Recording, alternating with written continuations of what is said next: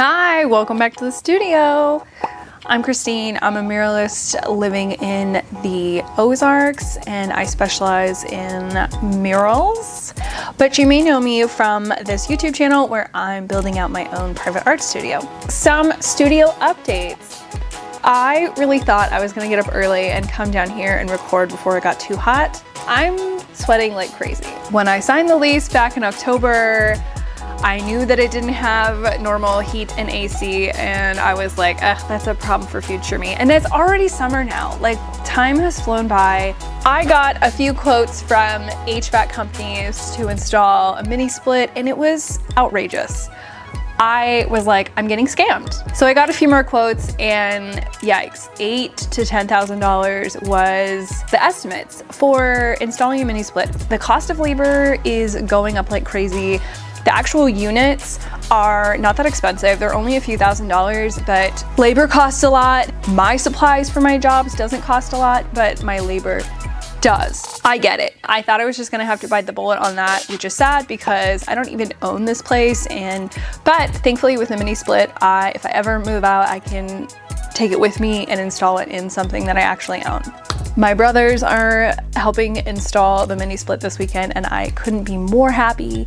I haven't been down here a lot the last few weeks because it has just been so hot during the day. I have a box fan that I keep on me because I'm so sweaty. That's why the studio looks a mess right now because we have a lot going on. It seems like I'm gonna be here for a few years, so might as well invest more into this place so that I can be comfortable and so I can make amazing art. Now that the Rose O'Neill mural is done, the last few weeks have been kind of crazy. If I don't have anything going on for a few days, I think, oh, like I have all this free time, when really I have to remember, what do I prioritize?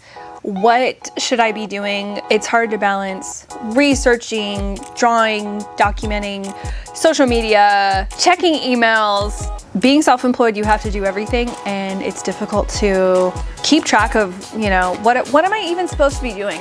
I don't have a boss telling me what to do. I think to some people, it seems like I just fart around all day and do whatever I feel like doing that day, which sometimes that is the case, but really it's, yeah, what do I feel like doing today? But also, am I making progress on all of the other tasks that I need to be doing in order to achieve my goals?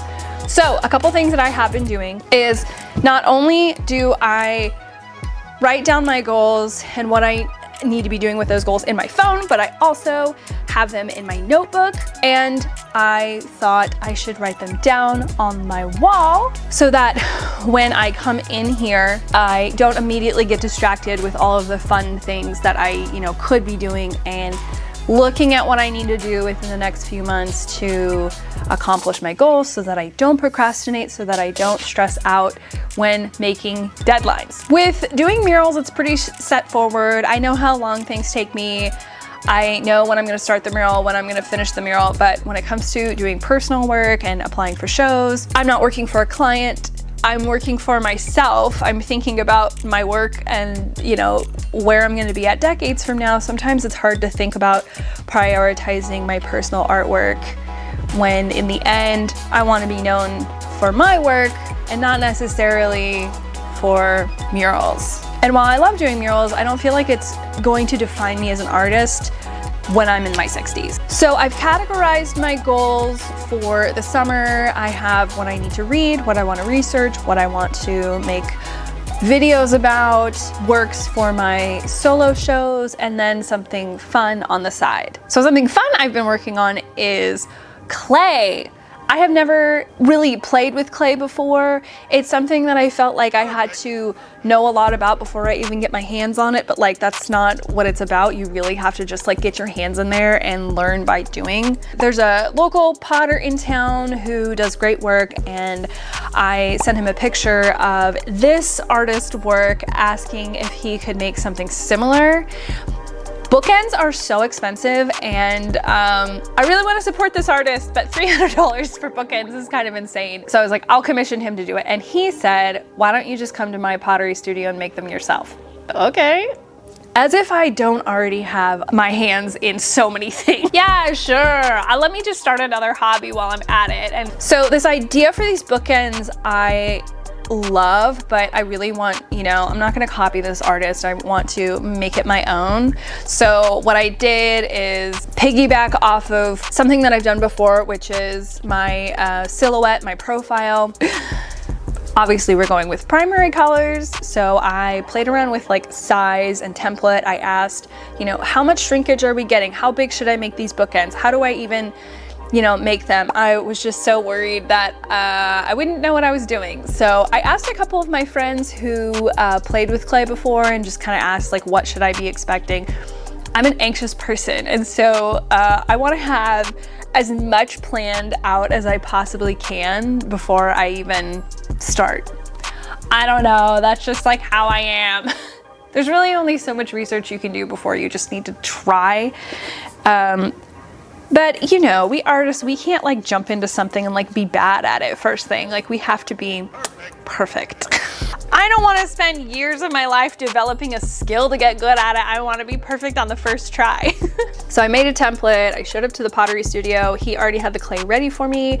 I cut out my templates and started to assemble the bookends. He held my hand and kind of showed me how to do it while I was doing it. It was fun. I learned a lot. I did come back after a few weeks of it drying to clean up the edges and sand it down really nice. And I need to go back and do the first glaze, I guess, before it gets fired. I don't know. I'm just doing what I'm just doing what I'm told. I'm excited to display these in my home. I'm actually going to build some floating shelves and cabinets, like built-in cabinets in my living room. So these are going to be a showstopper, show-stopping pieces in my living room. I don't think I'm gonna make more bookends after this. I mean, we'll see. I do have some ideas, but I do have an idea for a lamp that I wanna make. There haven't been a lot of pieces of pottery that I've been super inspired by in person. I do follow a handful of potters on Instagram where I'm like, oh yeah, if I did pottery, this is the kind of shit that I wanna do. I love color, gold, maybe not so much shape and form, but what you actually do with the form with like color layering and textures, that's the kind of stuff that gets me really excited. Simplistic form, lots of color, more color. I ended up buying a mug from this artist and I'm like kind of obsessed.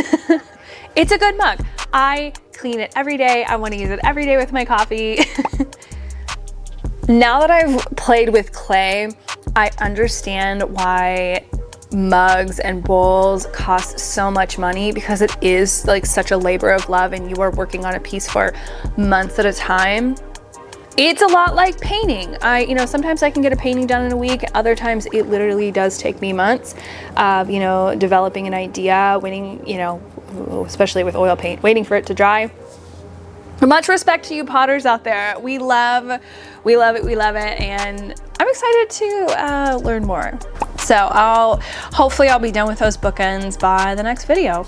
So my next mural project is in August. It's already booked, and for June and July, all I'm doing is working on a handful of pieces for my solo show at the beginning of August. Last year, one of my goals was to apply for as many shows and artist in residencies that I thought would be a good fit for me. It was a ton of work. I didn't have high expectations that I would get accepted to any of them, mostly because I'm insecure about the fact that I am a self-taught artist. I don't have an MFA, a BFA. Living in the area, I didn't have an opportunity or the finances to go to college or even an art school. I did have a high school, homeschool, co-op art class back in the day, but for the most part, I am a self-taught artist, and I feel like in the fine arts world, a lot of people are looking for that. So I feel like I have to add a lot more shows and extra things to my CV to make me feel like I'm a candidate for these things. An artist in residency program, I think, will be something that I will apply for again in the future. But now that I have this studio, that's not a super huge priority. My priority is getting into a couple of shows every year. I've only really shown work in the Ozark area. I was wanting to apply in like larger, more contemporary cities that would maybe appreciate my style of art a little bit more. So I was pleasantly surprised when I got accepted to 2 shows in Kansas City. Both of them are solo shows. Both places they're in smaller sub galleries of the main galleries, which is great because I don't have a lot of pieces to show. I will be showing a handful of pieces that I've already made, but I want to make like 3 to 4 new pieces to go along with my disagreeable giver collection. It's hard saying no to mural jobs to prioritize my personal work, but I think in the long run, I'm gonna be happy that I chose to focus on doing shows. I was hoping to have an open house here sooner than later, and by open house, I mean like I'm gonna be open during First Friday Art Walks. I wanna have people come yet. The space is not done. I don't have any artwork that's like done, so it'll probably be like until September. I want everything to be not perfect, but you know, how I want it. I want it to be good. I would say that I have a pretty distinct painting style. However, I'm just like kind of bored. I'm like kind of over it. I want to be doing something else. I want to experiment. I want to get back into painting with oils maybe, doing more works on cutouts, beading, embroidery, integrating little pieces of trash or trinkets that I've been collecting. As much as I want to get better as a painter and work with the fundamentals, that doesn't necessarily mean that my work is going to get better. When you're looking at a painting that is done well, you can tell that the artist has good skills. That doesn't necessarily mean that it's conveying a message to the viewer or relaying a certain kind of emotion. I'm struggling with like, I would love to be better at realism, but I would also like to be an artist who is willing to take risks and